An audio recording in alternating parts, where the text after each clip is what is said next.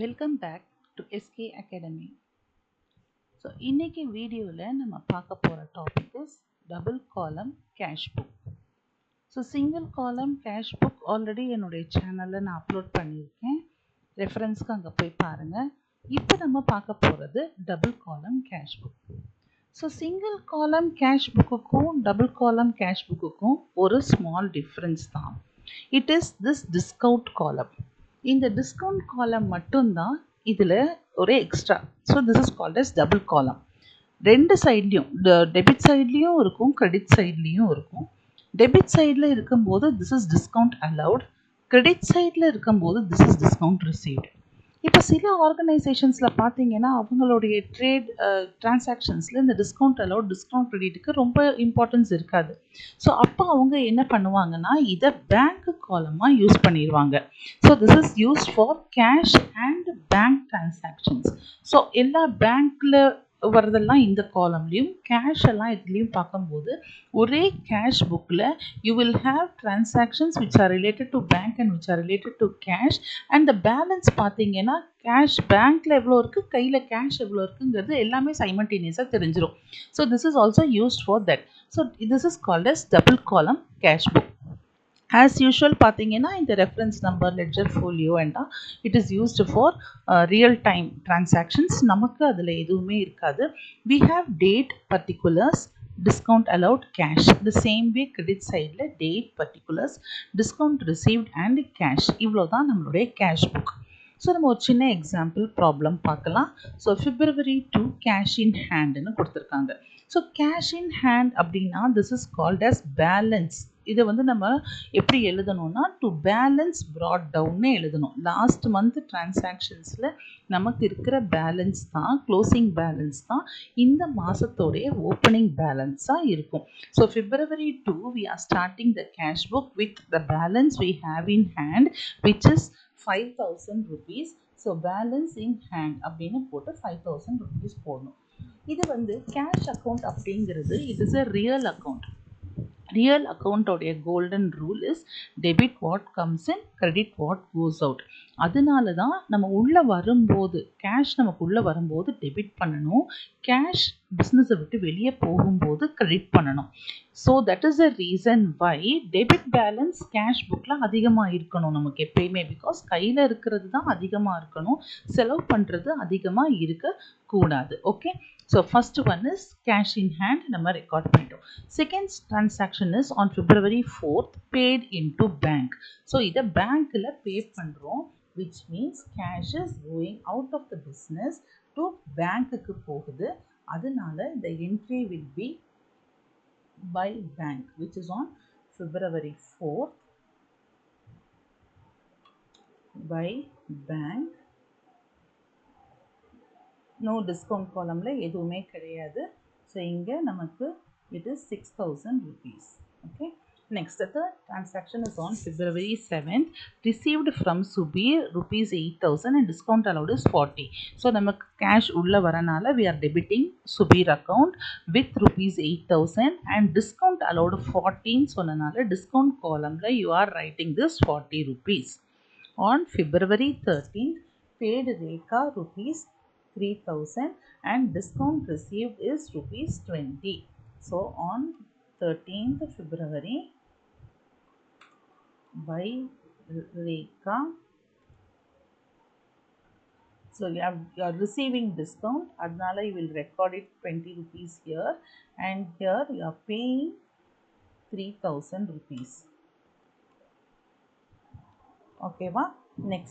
Next transaction is received from Nihar rupees 1,550 rupees in settlement of his debt for rupees 1,600.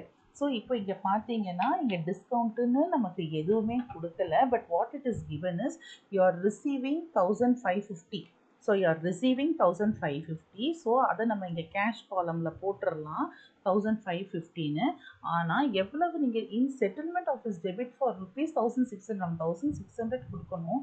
ஆனால் 1,550 தான் receive பண்ணியிருக்கோன்னா which means we have given a discount of rupees 50 rupees.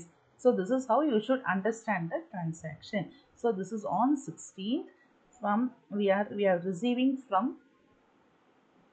Nihar. So it is to Nihar account. So நீங்கள் எவ்வளோ receive பண்ணீங்களோ அதை கேஷில் நம்ம எழுதிடுறோம். And here மீதியை நம்ம இங்கே டிஸ்கவுண்ட் காலமில் எழுதுகிறோம், which is 50 rupees. See, it is not given as discount, but you should understand it as discount.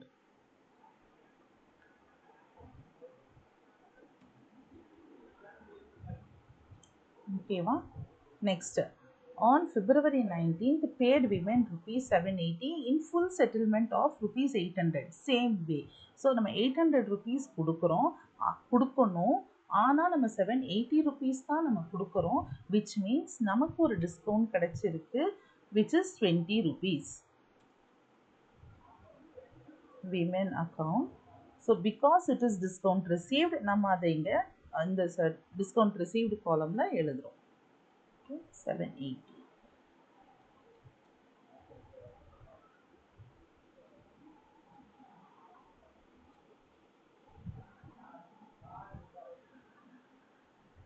Next page, salaries rupees 1200, wages rupees 600 and rent rupees 800. So இது எல்லாமே நமக்கு பேமெண்ட்டு தான். So இது எல்லாமே நம்ம கிரெடிட் சைடில் தான் எழுதணும். ஸோ எல்லாத்துக்குமே டேட் வந்து 23.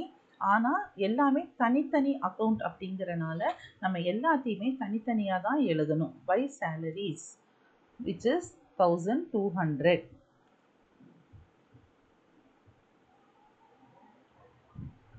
Again, by wages.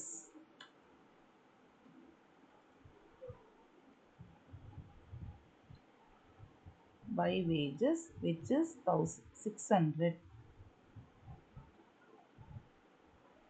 Again, rent.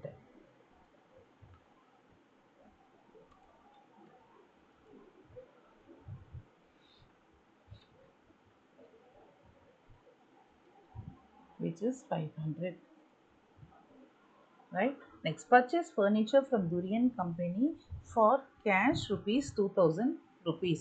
So you are purchasing furniture, which means cash is going outside. So in the இடத்துல you have, this is furniture account. So நம்ம furniture வாங்குறனால you are writing this as by furniture account.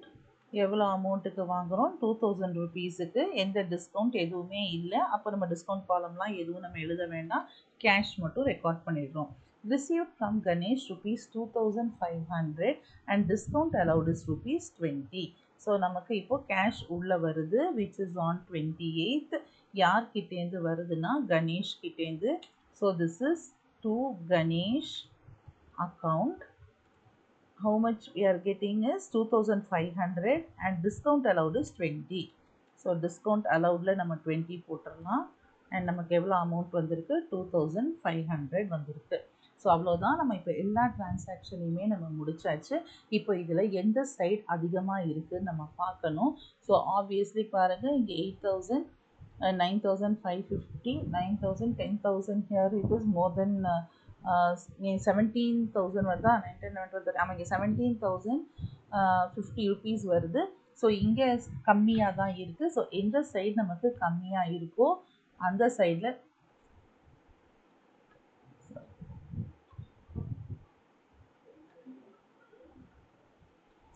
சைடில் நம்ம இப்போ by balance carry down.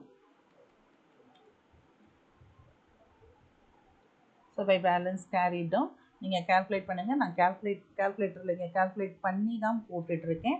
இப்போ இங்கே நம்ம discount காலம் வரும்போது இதையும் நம்ம டோட்டல் பண்ணிக்கணும்.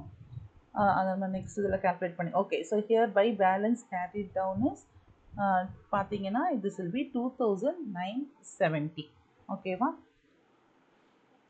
ஸோ நெக்ஸ்ட் காலம் இஸ் நம்ம இப்போ இங்கே நம்ம பேலன்ஸ் பண்ணிடலாம் டோட்டலை. இப்போ டிஸ்கவுண்ட் காலமுக்கு வரும்போது இங்கே என்ன டோட்டலோ அதை அப்படியே எழுதிடலாம், which is 110. இங்கே இந்த சைடு நம்ம டோட்டல் எழுதிடுவோம், which is 17,050 rupees. ஓகேவா? 17,050 rupees. அப்படியே நம்ம இங்கே போங்க, இங்கே நமக்கு என்ன டிஸ்கவுண்ட் இருக்கோ அதை தான் நம்ம இங்கே எழுதணும், which is 40 rupees. And obviously இங்கே நம்ம பேலன்ஸ் பண்ணியிருக்கோம், which will be the same thing, 17,050 rupees. ஓகேவா? So this is double column cash book. So single காலம்லேயும் டபுள் காலம்லேயும் எந்த வித டிஃப்ரென்ஸுமே கிடையாது. த ஒன்லி டிஃப்ரென்ஸஸ் நம்ம டிஸ்கவுண்ட் காலம் இங்கே நம்ம ஆட் பண்ணுறது மட்டும்தான். ஓகேவா? So hope you have understood this. எதுவும் டவுட் இருந்ததுன்னா கண்டிப்பாக கமெண்ட்ஸில் கேளுங்க. Happy learning.